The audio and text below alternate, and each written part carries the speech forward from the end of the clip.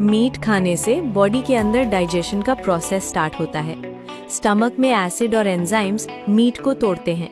इससे प्रोटीन और ज़रूरी न्यूट्रिएंट्स निकलते हैं। ये न्यूट्रिएंट्स इंटेस्टीन से ब्लड में अब्जॉर्ब होते हैं। ब्लड के थ्रू ये ब्रेन, हार्ट और मसल्स तक पहुंचते हैं। ब्रेन को फोकस और थिंकिंग में मदद मिलते हैं। मसल्स को प्रोटीन मिलता है जो स्ट्रेंथ और रिकवरी में हेल्प करता है। लेकिन ज़्यादा मीट खाने से डाइजेशन स्लो और प्रॉब्लम हो सकती है। इसीलिए मीट को हमेशा बैलेंस्ड अमाउंट में खाना चाहिए।